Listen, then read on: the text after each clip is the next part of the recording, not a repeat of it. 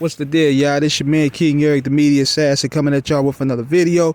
So I want to talk about the DJ Clue K Slay rivalry that happened and what led to that funny ass phone conversation on Hot 97 when they was arguing over the phone. Now, going back to the mid-90s, Clue was the guy. Clue came in and he changed the mixtape formula, where guys like Kid Capri, Doo-Wop, Tony Touch, and all them, they were focusing on blends. They were focusing on turntables, scratching and mixing. Clue didn't do any of that. What Clue did, he was able to navigate and network and get exclusive tracks from these labels. I don't know how he did it, but either way, he built relationships with mainly Rockefeller, and it captivated his brand, and therefore Jay-Z, Dame, and them were used to give him the exclusives. Now, looking back to 94, 95, when Clue started coming in, he was doing shit that pissed a lot of people off. He didn't scratch, he didn't blend, he just put the song together in a format, but people fucked with it heavy. It was the way he strategized it, the way he put it in formation. Those tapes banged out. The Summertime Shootout 95, 96, the Cluminati joints. Oh my God.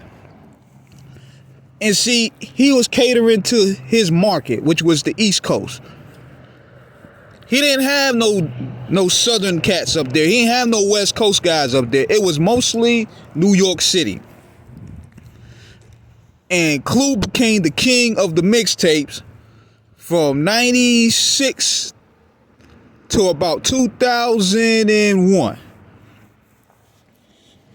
Clue got record deals off that. Clue got a record label titled Desert Storm off of that. He changed the game to where DJs were starting to make money. And even the professional series that he dropped was fire. I'm talking about the first 2 hours. I ain't really care for the third one, but the first two were classics. I mean, this guy, I didn't know how he was getting, but he was getting new Onyx joints, DMX joints, Big Pun. All the hottest songs of the moment on the streets, he got them. Put them out in the format, and he put his ad-libs, DJ Clue. He put that there, so that way niggas won't steal it. At first, coming back, listening to it, we didn't like it.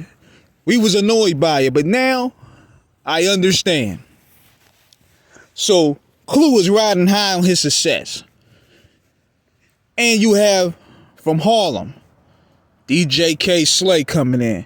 And the tape that brought Slay in, see, Slay, he was doing tapes too, but they were more underground, they were more street.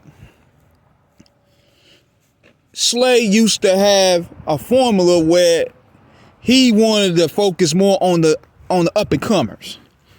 All the Clue shit was more so focused on establishing signed acts, the popular acts of the moment, the Nas's, the Jay-Z's, the DMX.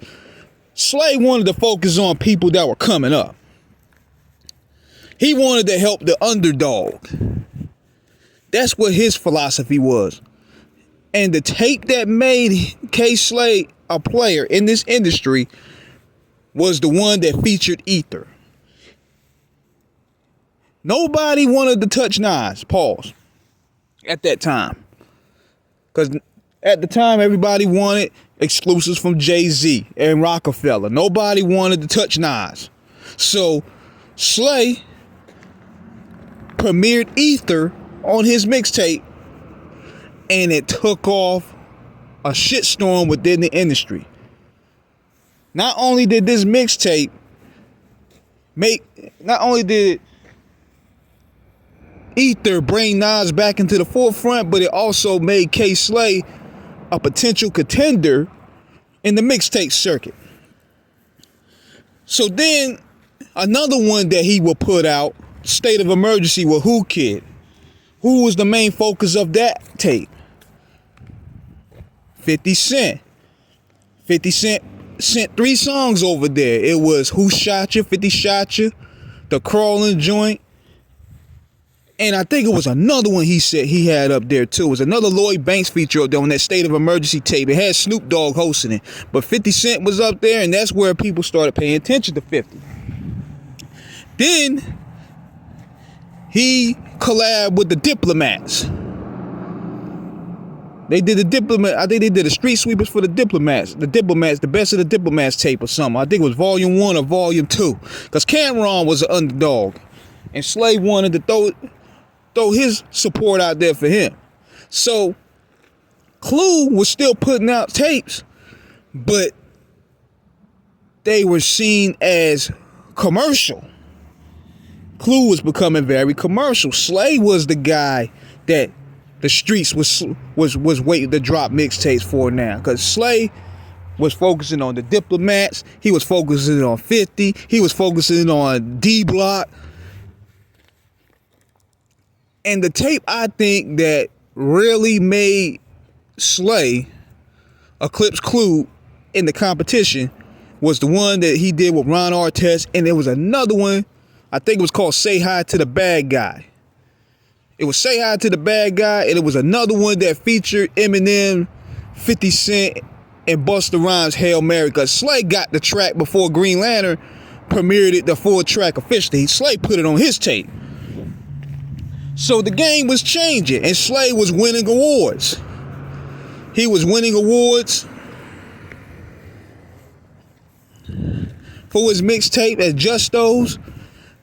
Clue was throwing little remarks at him, talking about there only could be one king and all that. That's what Slay was talking about when he was saying, you was out of town saying shit in interviews and all so and so forth.